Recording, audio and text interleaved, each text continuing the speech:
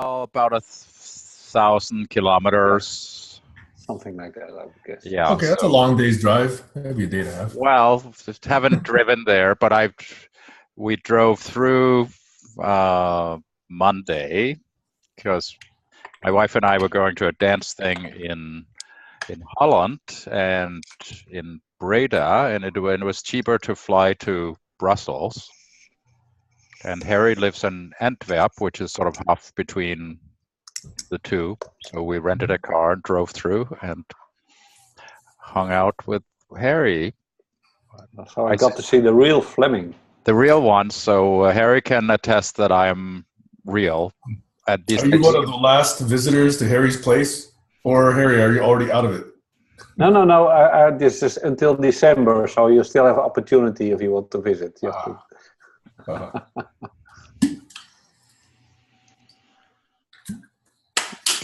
Okay.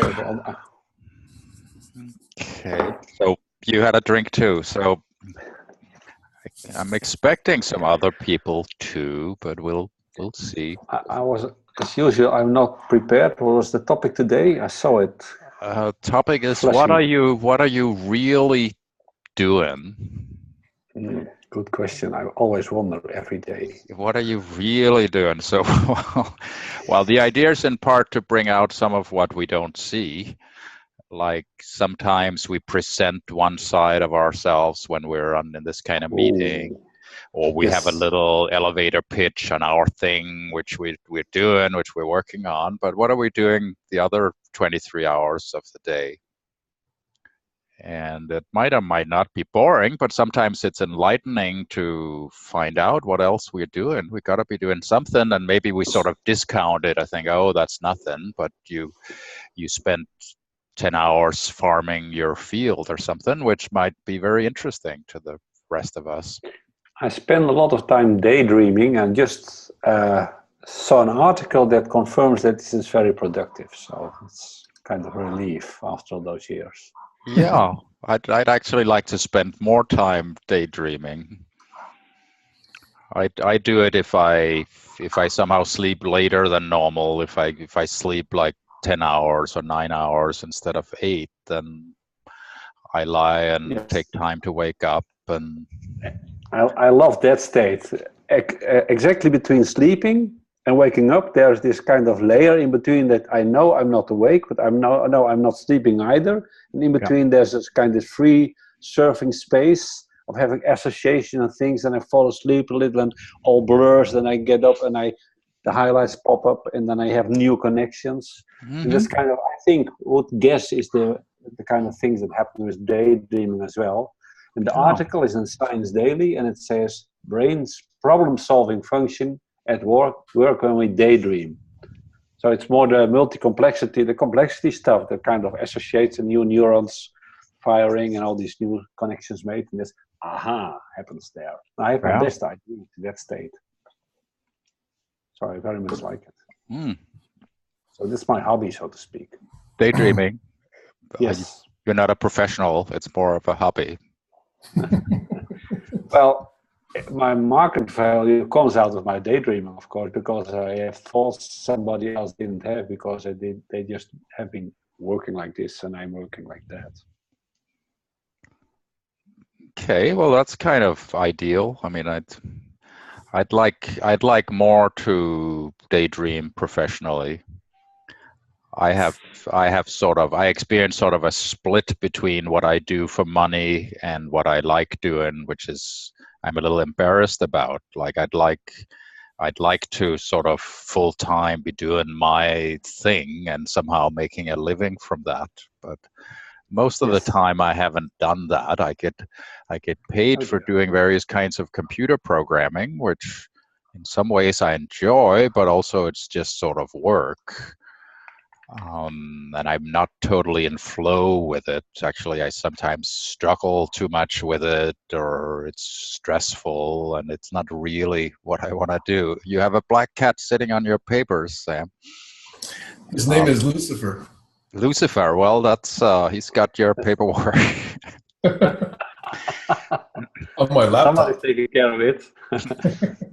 So like So I I'm got a not. defense against that. So Well, that nobody preventing wants the to. cat to sit on it. Nobody's gonna sit on that. So like I don't talk very much about the work I do for a living because I'm not so much in it really. But I'm embarrassed Your about heart that. is not in it, so to speak. I what? Is it? Say that again. Your heart is not in it. My heart is not in it, and I'm like embarrassed about that because I don't. That's not what I would like preach. So I'm a little bit sort of not okay with. I should be able to do better. Okay. But yeah. So the truth is, I do spend most of my day on like working on somebody else's like administrative back-end system for their network of dentists, or like on a dating site, or on a little community non-profit community thing. I have several projects I'm being paid for, and some of them are all right. Some of them are, I mean, none of them I totally object to, but I'm not.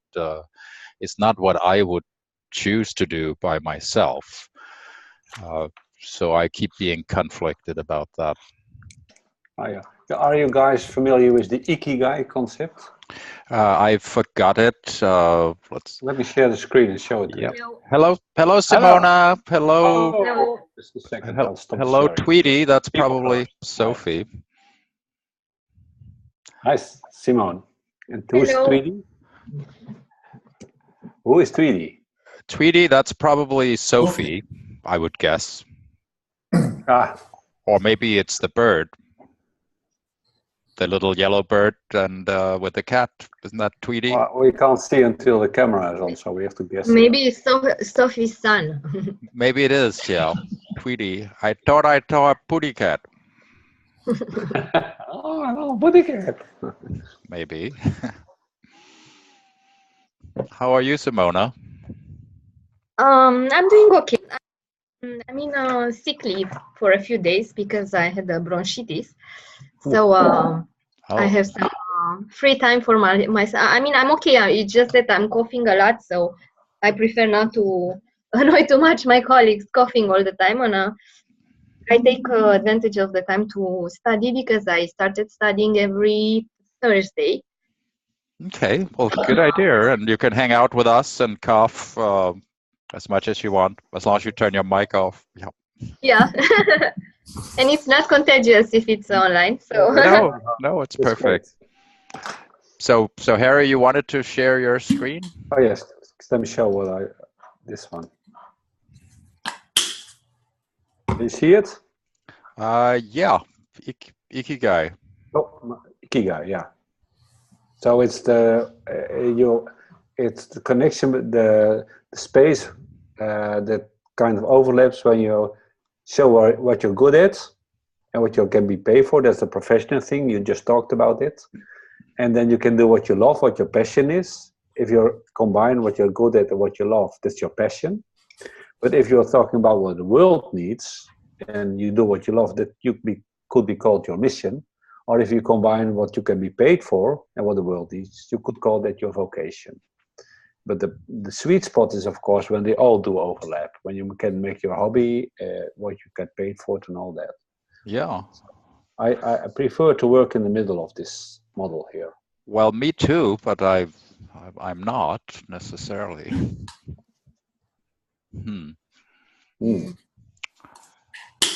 Okay. So it would be nice if we had sort of a technique of like how do you get there in the middle if you're not there.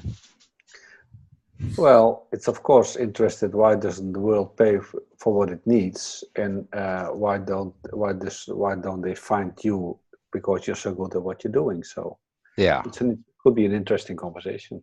Yeah, it would, and and there might not be no easy answer. I mean, this could be a basis for like personal coaching or just one's own introspection. Tweety has got half a face. Hello, Tweety. Hi, Tweety. Don't be scared. Yes, there she is. Show yourself. Hey, Sophie. See you. She looks a lot like Sophie. Yeah, it does look like Sophie. Yeah. We're not sure if it is. No, she wants Yes, people for. it's me. Hi, everybody. Oh, it is you. Okay. Well, hello, Sophie. Lovely. Hi, Lovely to have everybody. you. Simona, Hi. Fleming, Harry, Sam. Hello. Nice to see you again. Okay, so we're Yeah. talking about what we're really doing. What are you really doing, Sophie? Oh, wow. 5 minutes ago, I was struggling trying to get the Zoom to work on a new computer. And I'm not especially good at doing things quickly when it's a matter of setting a program on a computer. But before that, I was trying to do a quote for a customer. So it's like playing with figures and trying to accord the customer situation to provide with a quote in health matters. So that's quite technical, but fairly easy to prepare for an appointment for tomorrow. So that's quite that's very much task orientated. Okay. Well, cool. Okay. And you do that a lot? This sort of thing, no, not regularly, but I remember from years ago, I used to do it a lot. So it was quite easy to follow the path and to follow what a website is telling you to do step by step. It's being in front of the computer and executing a task, basically. Mm-hmm. Okay, cool. All right. And hello to Doug and hello to Simon. Good morning. Hello. Good morning. Lovely to see you here. Or good afternoon, or whatever it is. Morning. Morning. Morning. Morning to you. And to you, Doug. Where are you, Simon? I'm in Ontario, Canada. Okay, you're in Canada. Okay. In 3 days, I'm going to be in Weifang, China. Yes, I heard that coming, but it's not China yet. Okay. Yeah. All packed and ready to go then? Yeah, I'm all packed already. So what do you do, Simon, when you're not talking with people like us? When I'm not talking to people like us, I've been cleaning the kitchen, keeping the house in order, helping out. I'm a retired teacher, and I practice my skills of unlearning. I'm constantly doing research. I read up on integral theories. What else do I do?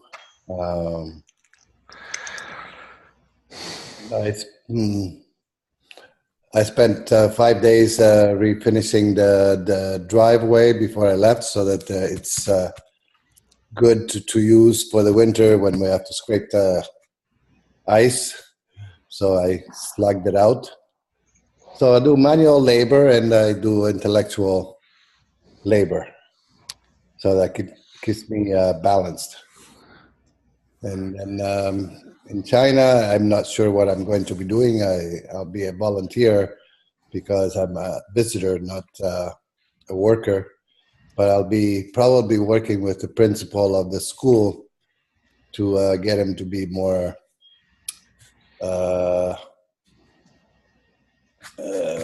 easier for him to speak English, basically. I'm going to be trying to teach him some interesting skills on how to pick up the English language more readily. That should be fun. Conversational experiments between the two languages. Yes, great. Great. Cool.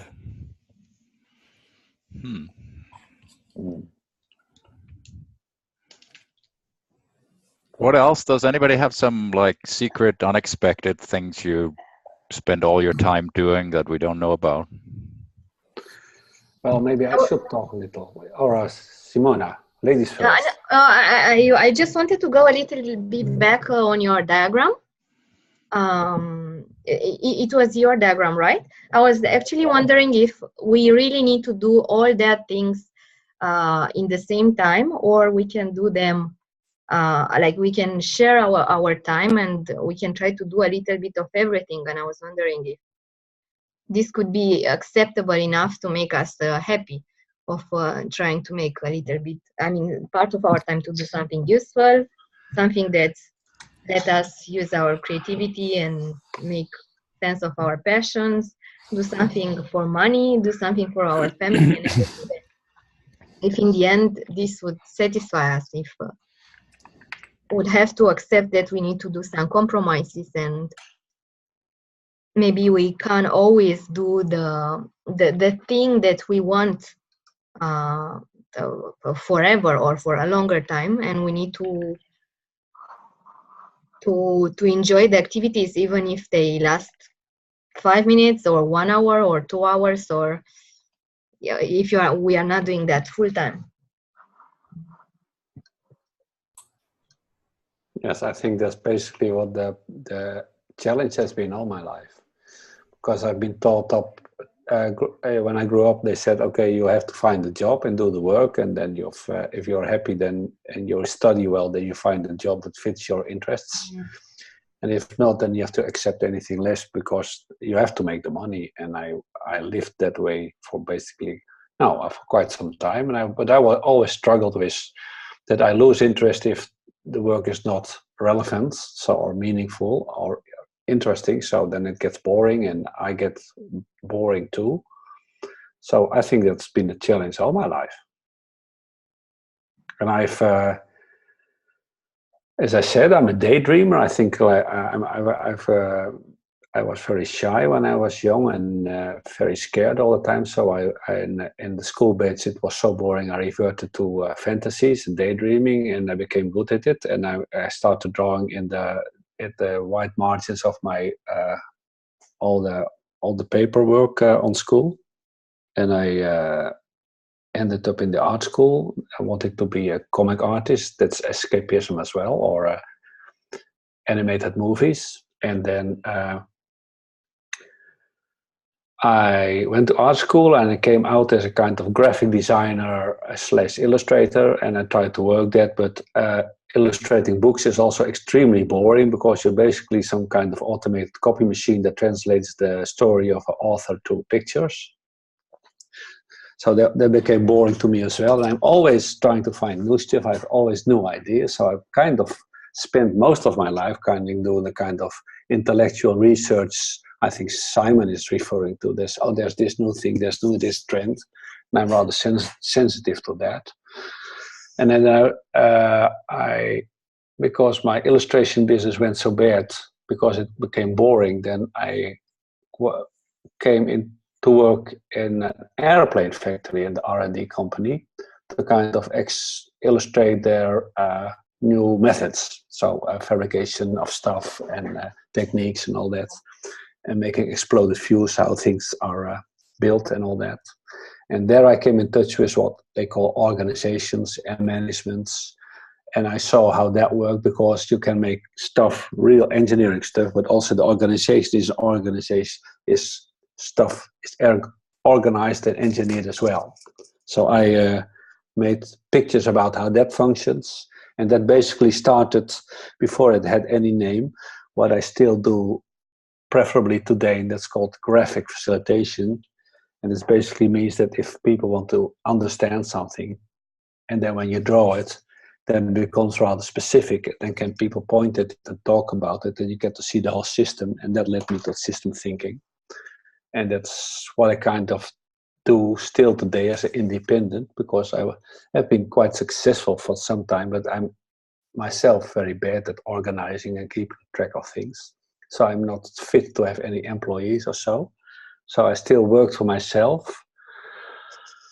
And that continued until like 2006, somewhere 2010, 11, 12, last 4 years, 3-4 years, I kind of lost most of my work, because I got fed up with, I got higher into organizations, boardroom and owners and stakeholders and all those people. But then I found out I want to, and that refers back to this Ikigai, I want my work to be meaningful. But I think it's not very meaningful to make the rich richer, because that basically what happens with the way our society is organized, that with the ownership, once you have stuff, you can make other people work to make you richer. And all those smooth organizations are basically extremely efficient extractions machines that funnel the money to the owners.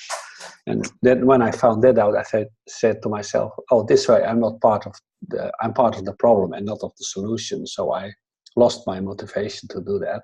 And I got into discussions with people who didn't like to hear what I had to say about it. So at that point, I kind of, I still had some of the occasional assignments, but I devoted my time to people who kind of were more interesting and more in sync what needed to happen. And since then, I ventured into all kinds of initiatives like those conversational experiments.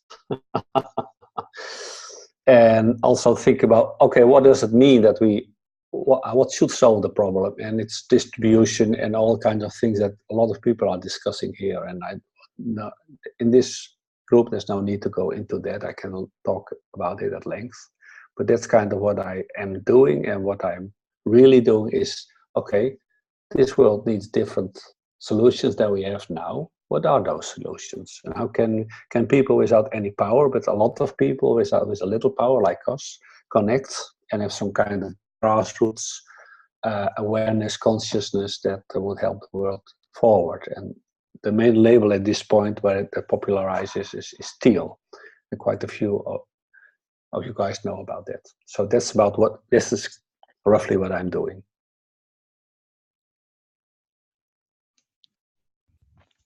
Okay. Hello also to Heidi. So hi, Heidi. Hi. Hey, so we're talking about what we're doing.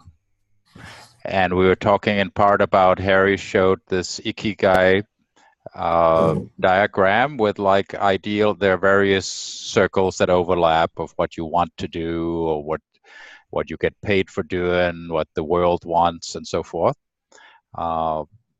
And ideally you would be in the middle, but not most of us don't succeed at doing that. So what does that mean? What are we good at? What do you love? What does the world need? What can you be paid for? And there are various kinds of overlap.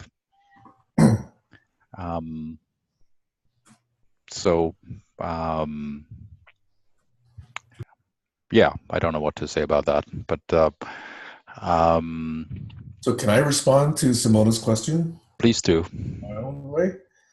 See, I don't think of ourselves as static creatures. You know, we're very dynamic. I have a range, a broad spectrum of interests that over time, you know, whittles down to things. But you know, it's very natural to have a spectrum of interests. So if I was to try and collect all my interests and smash it into the center area, I think that would feel unnatural. But if I can spiral around and hopefully spend more and more time reshaping those interests, emerging them, and spending time there, and you know, finding people in those networks, then hopefully I spiral and get closer and closer and closer over time, so that more of my things are that way. But I think it's a very natural process. I don't get too stressed out about the fact that, you know, I might be doing the laundry and that's something I'm not being paid for. I understand that I have to do the laundry. You know, it's just part of life. So just to think that you have to spend all 24 hours of every day in that Ikigai center, I think is constraining to yourself and would probably create too much stress.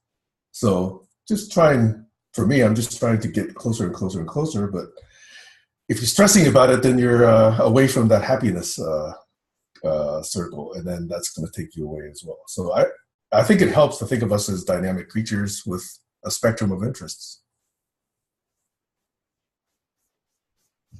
I have myself discovered somewhat reluctantly several times in my life that things weren't overlapping, but where it kind of worked anyway. Like where I found myself, for example, having a job that I was paid well for, but with almost nothing to do, which gave me plenty of free time to do other things.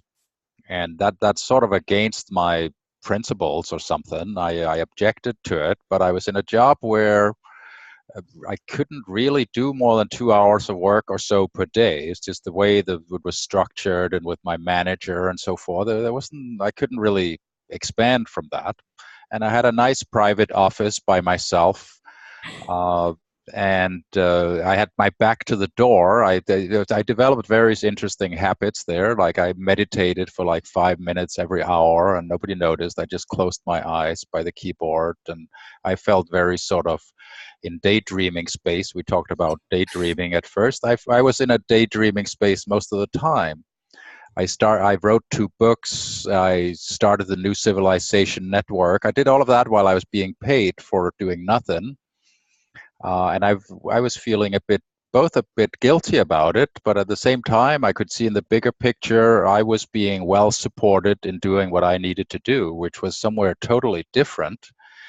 And I somewhat reluctantly, I noticed that I was more productive in those 5 years I worked for that company, doing totally different things than I did either where I was being very well paid, but very engaged, working 80-hour weeks at somebody else's project, or when I had no project at all, where I was just doing my own thing, but having no money. So the sweet spot was kind of where I had this stupid job that I couldn't advance in, but that paid the rent and made me very, very unstressed. I showed up at 9 o'clock and left at 5. I took a long lunch break, and I meditated every hour, and I did wonderful things. I should maybe be thankful to the universe for providing me that, but I couldn't totally find my peace with it. But in retrospect, it was kind of perfect. But it wasn't in the sweet spot. I didn't like the work, but I found what the world needed that I could help with elsewhere. Mm-hmm.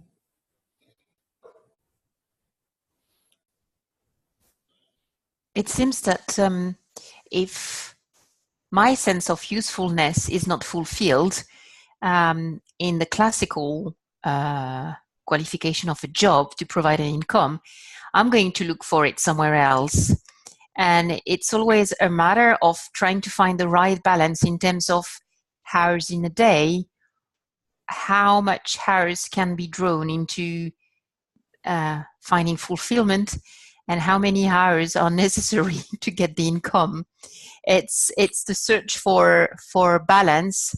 I'd say it seems that I'm getting closer to it throughout the last few years, but it's never acquired, it's never granted. It's always a trial and an error, as if it's something that's never going to be steady, stable. It's always a search. I'm wondering if life is always going to be like that, or if it's like that for all of us. I doubt it, but it's something I found. I came across a disruption about 6-7 years ago, where being an employee, receiving an income every month, being so secured was not providing happiness, was actually providing a lot of boredom.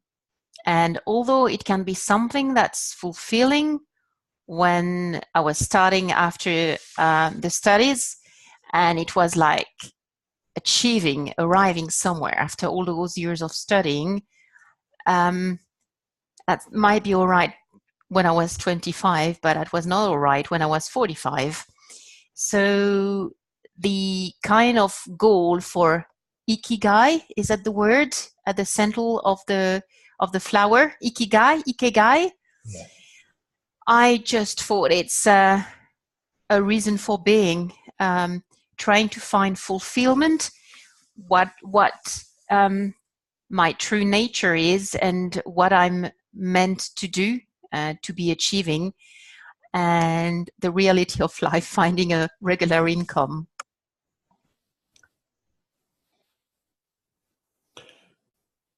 Yeah, I resonate with both of you, with Fleming and Sophie. Over the last 15 years or more, probably, basically that's what I've been doing. I started with the question of who am I, And at that time, I was a teacher. I said, okay, so I'm a teacher. I'm working with students. I'm working with the board. I'm working with other teachers. But I realized that it's who I am inside that is going to reflect who I am on the outside. So that began the intensive search of understanding myself, so that every moment of the day, how am I responding to whatever situation is coming up? That's what makes me me. Problems within the classroom, staff that is unhappy about something, somebody coming to me with a problem. Everything pinges on how do I respond to that situation. Do I take myself out and pretend to be a teacher and respond as a teacher, whatever that's supposed to mean? Or do I keep myself always in that special realm of reality where whatever comes out of my mouth is my true self rather than the expectation of the system? And that's where I found peacefulness within me. That I am realizing that I'm absolutely 100% responsible for my behavior. I'm not necessarily responsible for what happens beforehand to be in the right place at the right time, but wherever I am, I have a responsibility to respond to the situation and not be a hypocrite. Nobody will know that I'm a hypocrite except me. I have to live with my own hypocrisy, and that became the substantive responsibility. And that's what sort of like one coincidence led to another, ended up with understanding integral theory and working with Ken Wilber's ideas and working with Fleming's idea of the whole world. I did the whole thing. I read from beginning to end. He doesn't realize that, of course, but I tell him. But I was so curious to see alternative ways of relating to reality. So the bottom line is constant research and studying, that the solution to who I am is not going to come while I am sleeping at night, although sometimes you do get a dream and you get a message. But unless you do the actual homework of checking different avenues, other people who have taken the time, taken the whole lifetime to understand reality and consciousness, if I don't tap into that, I am not really going to get very far in terms of understanding what's happening, system theory, what is happening in the world, the planet, the Trumps, and all of that. It's not just going to be something that I'm going to figure out by just sitting down and looking at a couple of videos. I actually have to do intensive work. So that's what I was doing. Daytime teacher, nighttime researcher of myself. And I got very curious about unlearning. He said, does anybody else understand what unlearning means? And I've done hundreds of web pages and universities, professors, anyone who has touched upon that idea that we need to do more unlearning, that we need to do cumulative learning, just piling on more and more information until your brain blows up. Or do we need to clear up our head? And the meditation, of course, is part of it, exercising. And then keeping the balance. One small exercise that keeps on coming up with me is when I studied about this guru and his mentee who says, Master, I want to know about the universe. I want to learn more about the universe, what does it feel like, and consciousness, etc. So the guru just tapped him on the shoulder, and as he touched him, the student went into a super spastic experience of seeing the whole universe and planetary systems, constellations, and then coming back and forth, and he was just totally overwhelmed for a few minutes. Then he took his hand off and says, okay, you're done. Now get the broom and start sweeping the pathway. And I think we've all heard of that story, which means we are made of stars and we are made of dust, like Einstein said. And we have to continually keep that in balance, because either way, you're going to either become a fanatic of some cult or whatever, or you're going to be totally lost in menial living of survival, etc. That money comes to you, work comes to you, possibilities come to you, but you have to be paying attention, like Fleming says, constantly. You don't give up paying attention. It's not a task. If you look at paying attention as something, oh my God, I have to pay attention to this. What's happening right now? No, then it's going to be painful, and you're going to be suffering. To me, paying attention is pleasurable. It's something that I do on a regular basis in the house. People come to me. My daughter wants something. My grandson wants something else, and always keeping in the back of my mind, okay, what's really happening here? So I'm not hitting bullseye all the time, and when I'm not, I laugh at myself. Says, okay, so I'm off a little bit. Nope, big deal. I keep on going and maintain that state of mind of who am I? Because obviously I'm not just a piece of flesh and blood, and I'm not made of atomic structure, and I am not made of soul things, whatever it is. Different definitions define human being in different ways, and I even keep those with a sense of humor. That's it.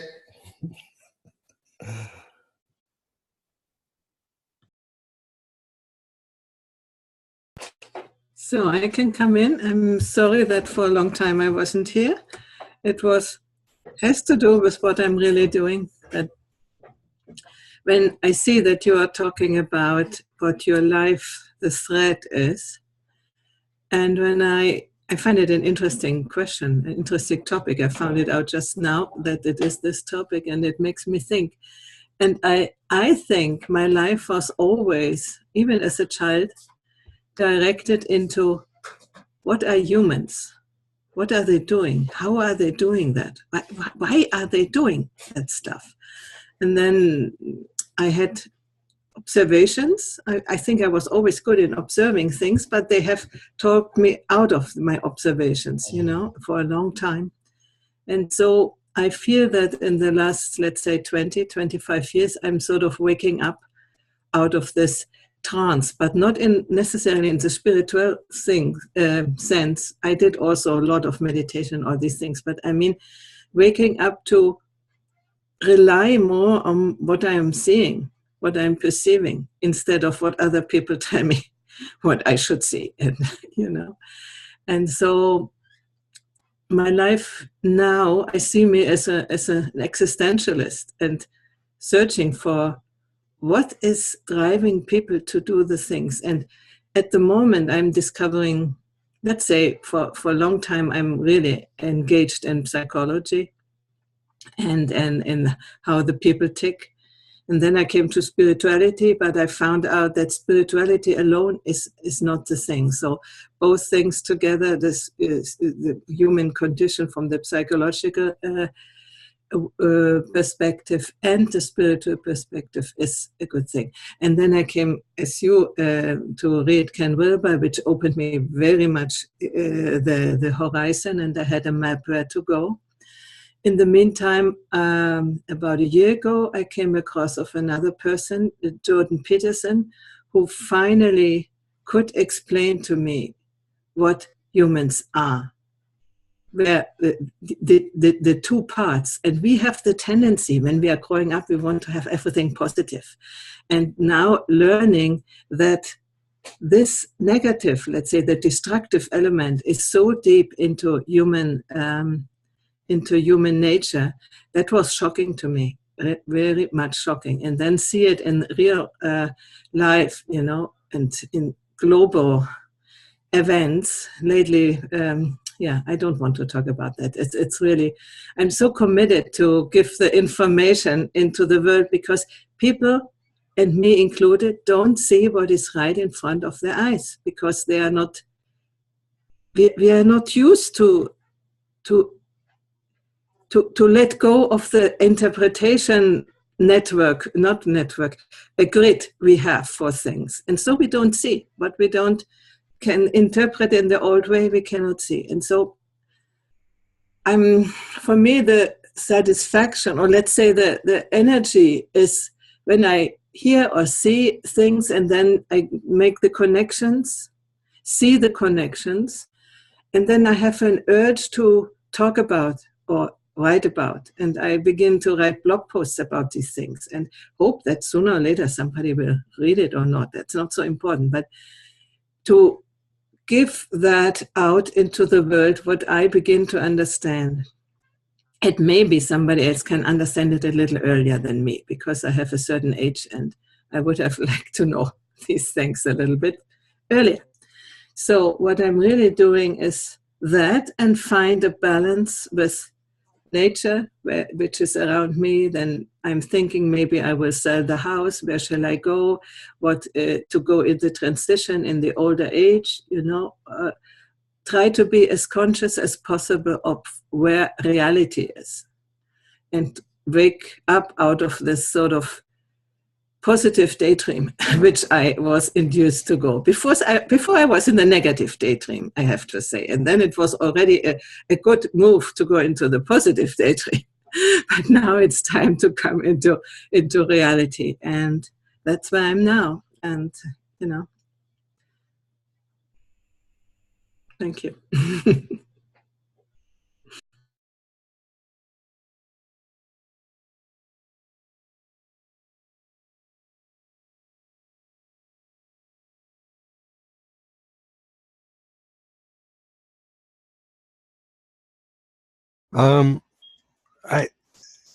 I resonate with just about everybody's contribution.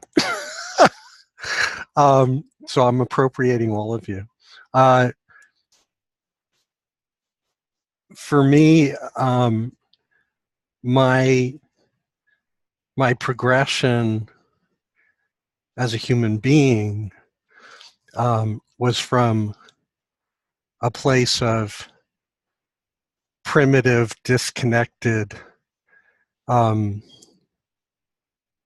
human doing without a whole lot of awareness or consciousness on a being level. And in that space and in that condition, I had some pretty tremendous success and made a ton of money and had absolutely no connection to it emotionally on any level. And the last 15, 20 years have been a clawing my way to awareness, awakening, feeling, consciousness, and ownership of my human beingness, unlearning a whole ton of stuff in sort of emancipating myself from the current cultural, industrial gestalt that I think really imprisons us. And the last 10 years have been somewhat of a slowly letting go of the old hats and functions. I'm trained and credentialed as an attorney. Even as that, I've never been in a courtroom. I'm a lover, not a fighter, so I've always been involved in creating, building new businesses, new things like that. But not with a lot of passion and not with a lot of connection. And I'm really sort of phasing out of that completely at this point. And my greatest sort of ikigai place is helping people in a very tangible, concrete, immediate, interactive way, and coaching and teaching. There's a workshop that I teach. And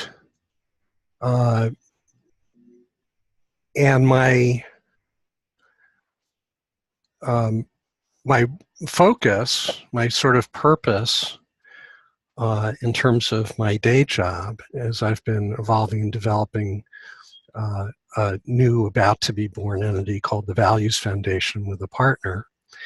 And what we're focused on is, if the reality and result we're looking at is not to our liking, and we want to change it, then we've got to do it differently. We got to do something differently. And so we sort of started drilling down on that meme. And where we got to was starting with human beings at the top of the pyramid and as the top priority, and looking at the individual relative to the collective, and the collective relative to the individual in collaborations at all different scales. We were sort of looking for general principles, if there's another way, you know, in terms of framing it. And we think we got down to some different and fresh, very clean, very simple, no secret handshakes, no special language or constructs.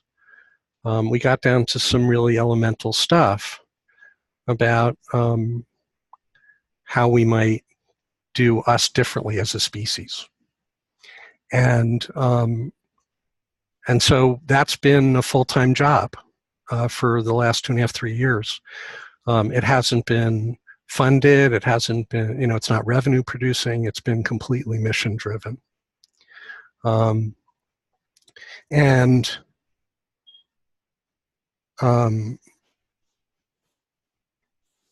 I spent probably 2.5 decades straddling the schizophrenia of the industrial reality of, you know, am I going to be a lawyer? Am I going to be a coach? Am I going to work in human space? Am I going to work in business space? Am I going to look for a job and work for somebody else? You know, it took a staggeringly long time to figure out that wasn't constructive. And that perhaps the things that I did not have heart in and did not care about, or that were not important to me, were the things best jettisoned. So, you know, at 61, I'm finally getting to the sweet spot. And it took a while, and it's all been a learning for me. And, you know, and that's sort of where I'm at. And by the way, this kind of sharing and circle up, I think is reflective of the future state. I would, you know, hopefully, you know, we would create and shift to. It's sort of the first inklings of a different approach to things. So every opportunity and any opportunity to participate in these kinds of communities, to me, is sort of at the apex of everything I want to achieve and contribute to going forward in the world, in transforming it. So sort of raising the level of connection and shared experiential awareness and understanding and support is sort of as good as it gets, synchronous, real time, like this. And the industrial program doesn't have any allowance for this. this is not, quote, productive. This is not contributing to the bottom line. This isn't generative in their terms. But that's the stuff that, if we can't get out from under those sort of imposed and programmed associations and constraints, we don't have a prayer. We're headed toward an extinction. So this is, as good as it gets. And I'm complete.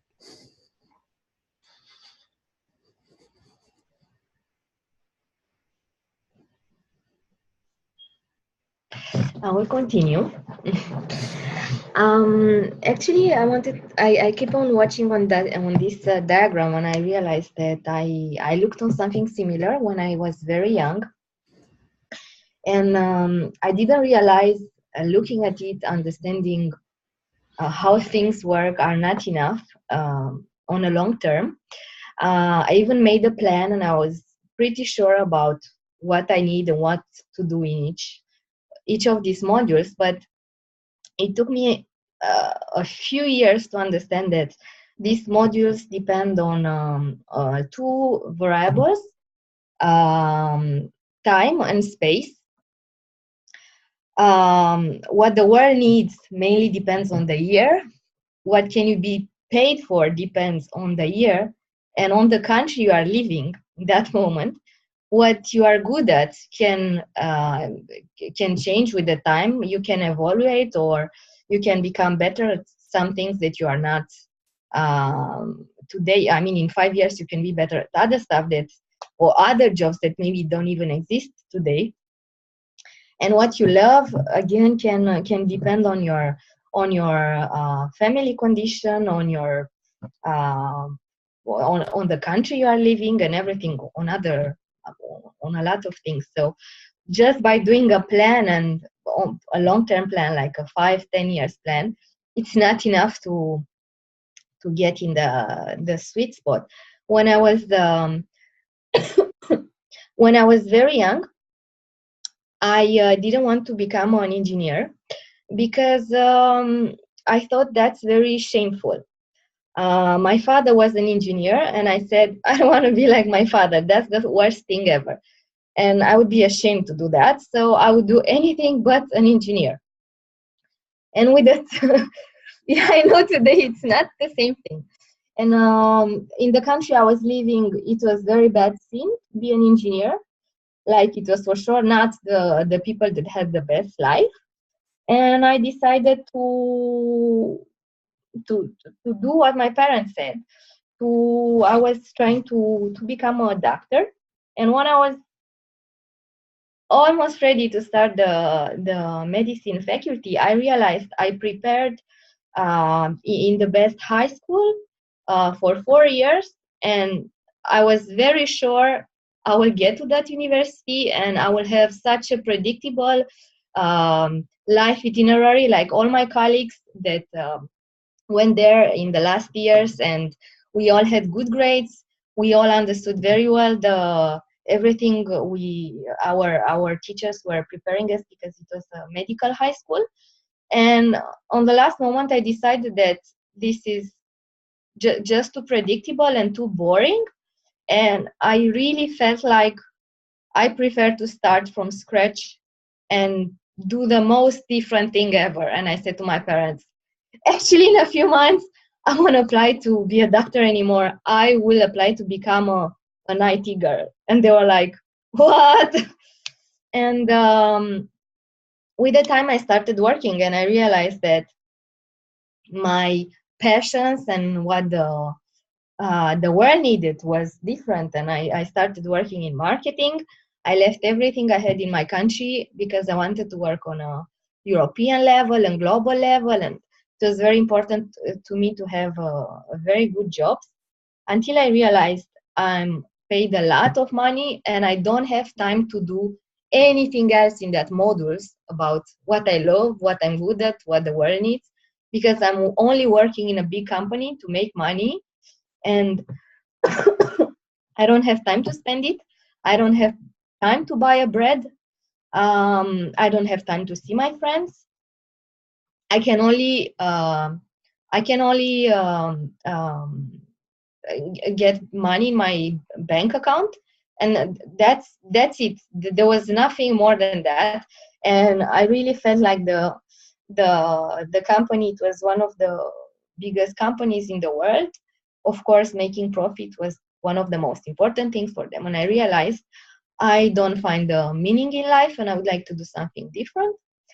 So I kept on preparing, trying to become better, and I realized that maybe I should try to do a mix of doing something good for the planet, for the world, and making money. So I thought working in a medical company could be the best combination. And then I did that for a while, and I became better and better in marketing, and I really thought I'm so close to have my name written on Wikipedia one day.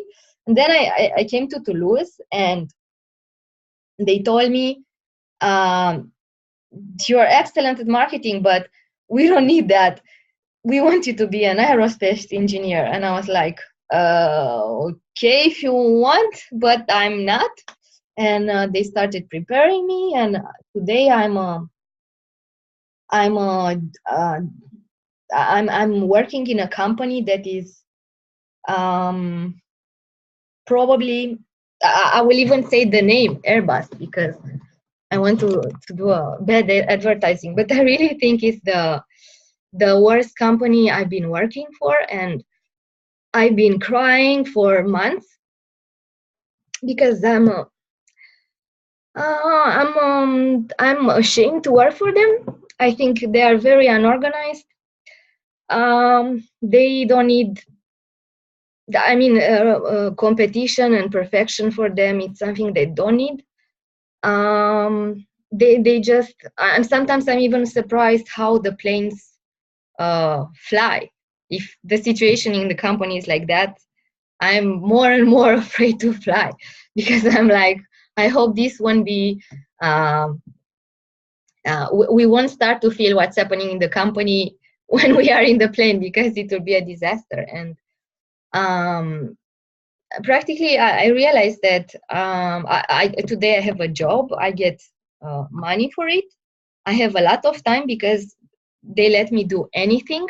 That's one of the small parts of one of the good parts of having this job. I have time, and I can do everything I want, but it's not something meaningful. It's not something that I mean, I don't find any value in what I do, and and I really feel like if I want to change something in the company, they are so rigid that no one can change anything on a big level, because it's a huge company. So I'm just trying to understand. I'm trying to see how can I learn to be happy with any kind of job and any kind of things I'm doing or the world needs or I'm good at, and try to make, as Sam was saying, to try to do somehow connections between the things that I love and the world needs, to see maybe I can find a connection here, and doing that. It's not exactly what I want, but it has a bit of that and of that. So maybe in the end I could find something good about it. And in the same time, I try to be aware that these two variables, time and space, can interfere with my happiness in the upcoming years too, and everything that I'm preparing now can change a lot in the upcoming years. So practically the only solution is to try to be happy with what you are and only plan on the short term, because otherwise there are too many things and too many external factors that can affect your planning. So it's not that easy to follow a 30 years plan without without having to stop it at a certain moment. Yeah, that's it. Yeah, sorry, I'm a bit late. It's 6 p.m.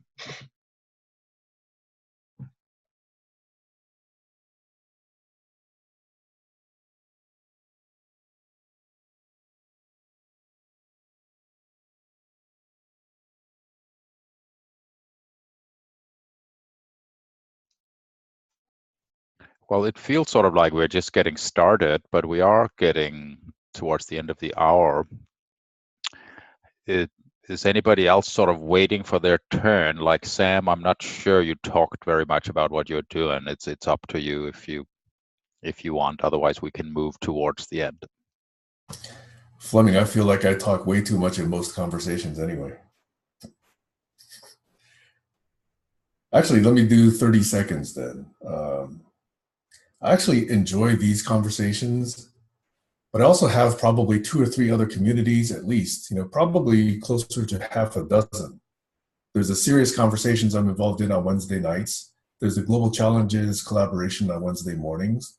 There's my Amigos, which used to be every morning at 6 o'clock for about 4 years. There's this, clearly. And there's also a community in the Bay Area called Next Now that's about 200 people.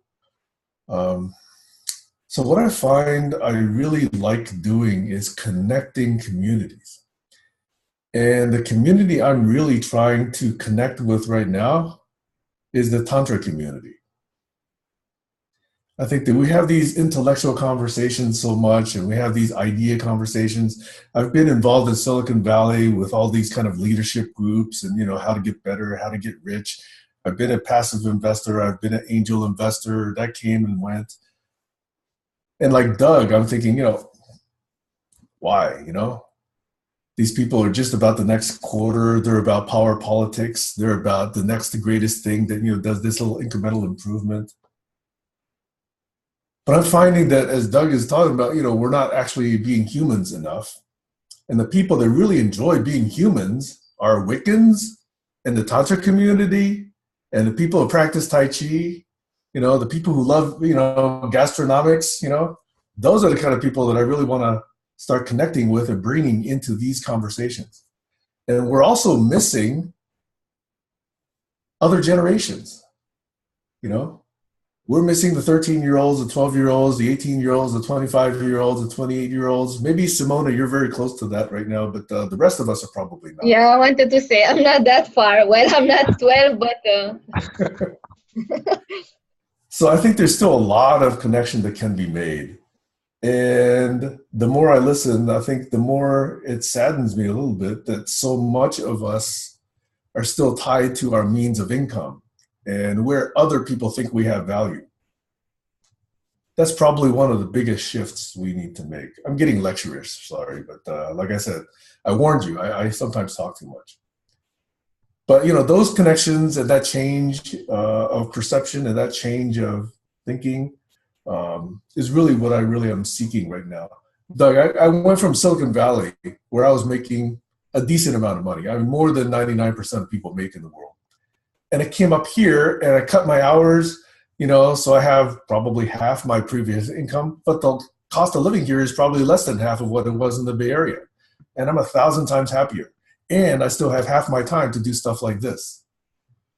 So I think that what I'm looking for is to connect with these people who are deeper and deeper into their 7 chakras and not so much into, does that person think I'm worth $200,000 a year, or does this thing do, I don't want to worry about stuff like that. I can't control what other people think about. But I want to think about how we make meaning full-bodied, all chakra meaning, all chakra connections, all chakra conversations. Don't use chakra if you don't like, use energy source, use frequency, use whatever you want. But those are the connections and conversations I would like to see. And those are the villages I want to keep, start making and creating. So that's what the Global Challenges collaboration is about. That's what my Amigos is about. That's what my Community of Impact is about. That's what CCCs and Collaborology is about. That's what Tai Chi is about.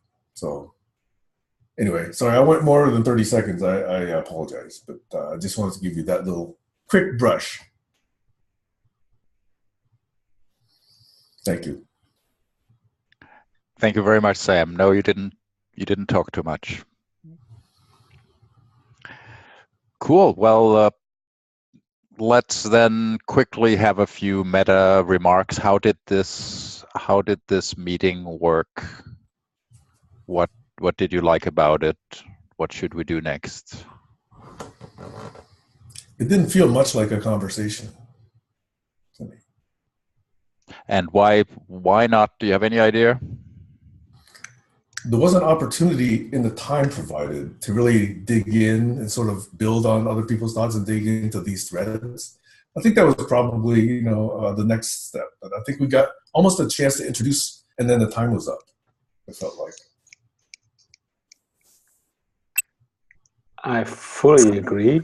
And to build on that, I'm very happy to know more of all of you, because you brought more of who you are and why you are what you're doing and what's driving you and what you're seeking here and all that. So it enables me to have better conversations the next time. That's what I feel.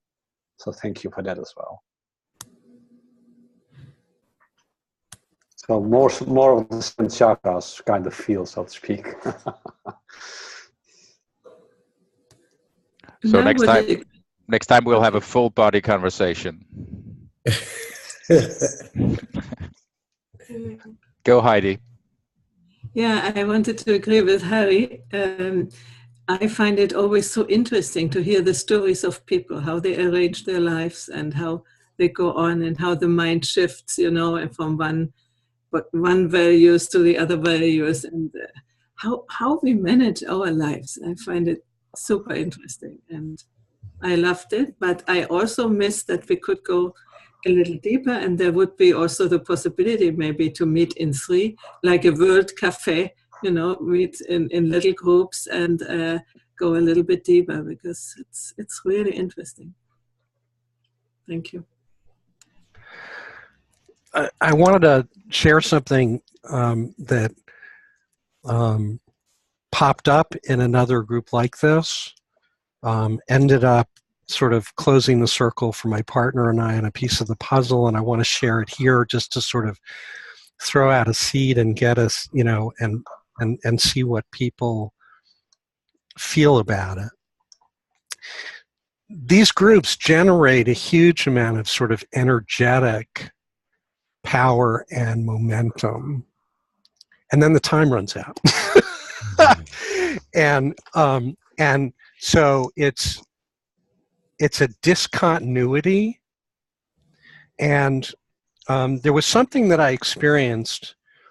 I was involved with a group in John Keldon's Conversations community back a ways in developing a virtual expedition. It was a synchronous, asynchronous 2-week climb of Mount Everest.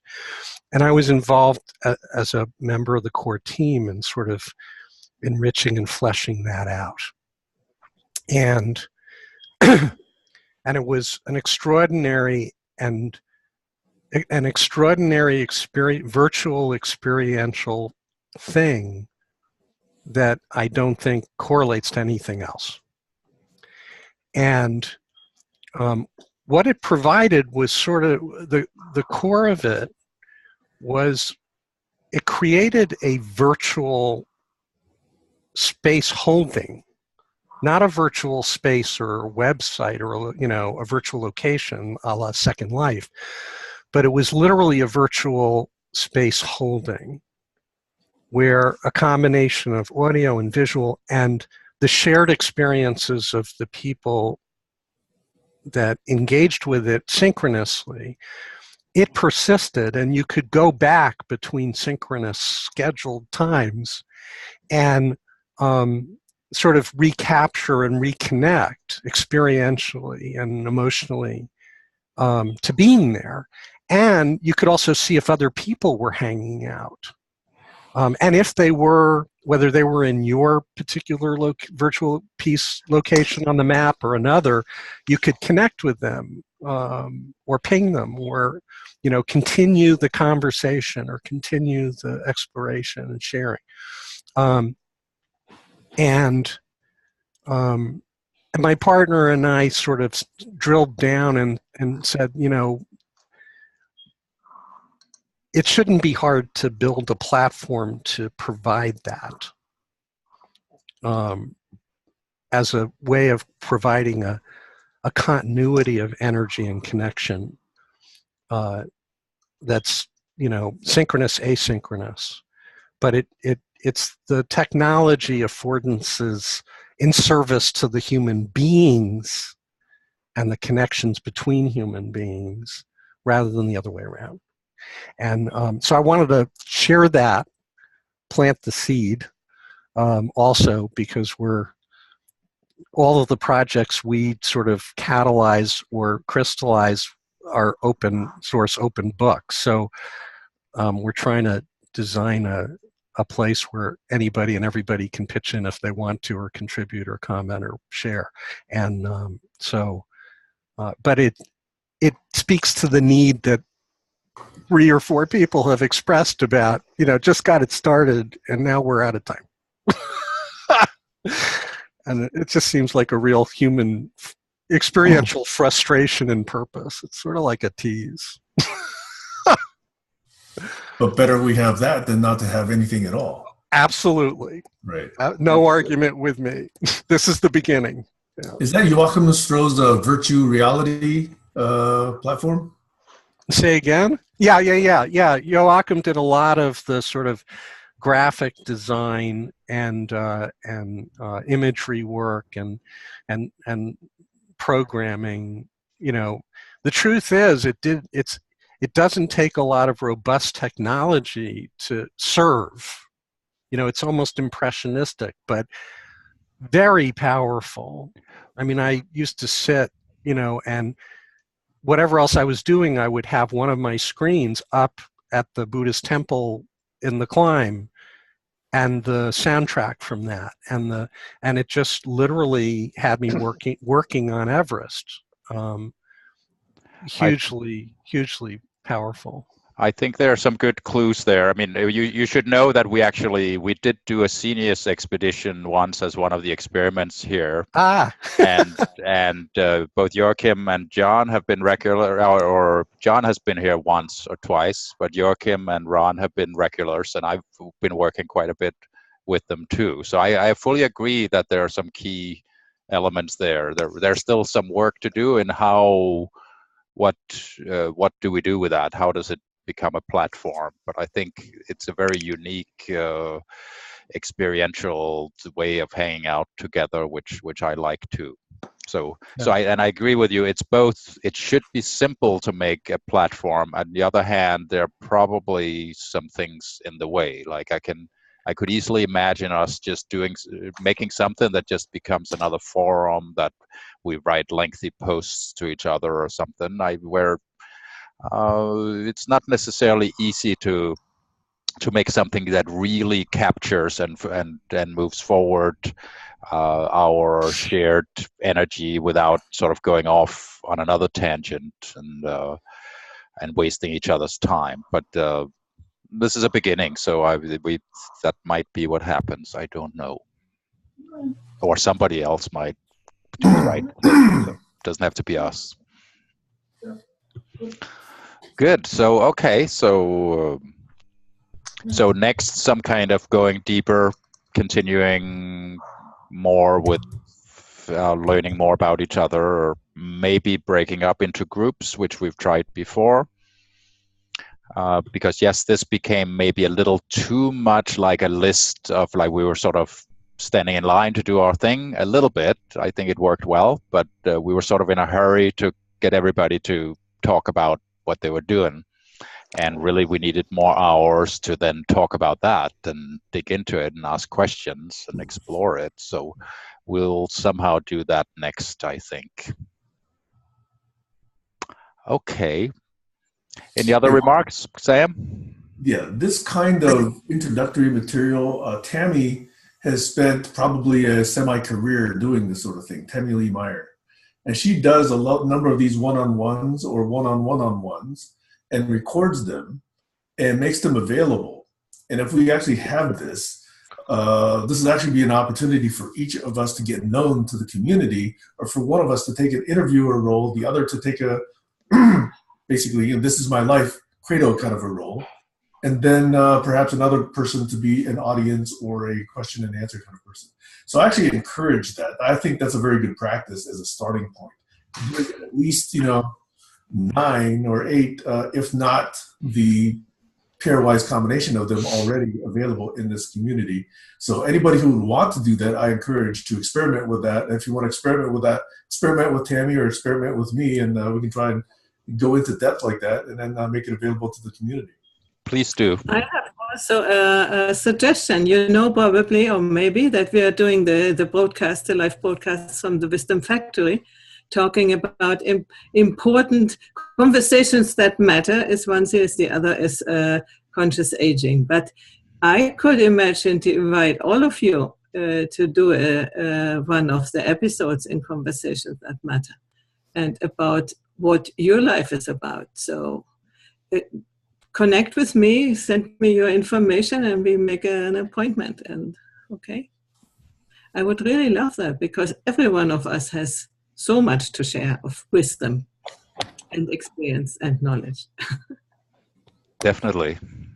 Good. So there are many outlets and things will be happening in between. Don't expect all of it to happen here. Have conversations, talk to each other. Let's find more ways of expressing what we are, what we do, and what we can do together. Mm-hmm. Cool. Wonderful. All right. Well, thank you all for coming, guys. See you another next time. Have a wonderful time in the meantime. Be good. Be happy. Take care. Bye. Thank you for Bye. organizing this. Bye. My pleasure. Bye-bye.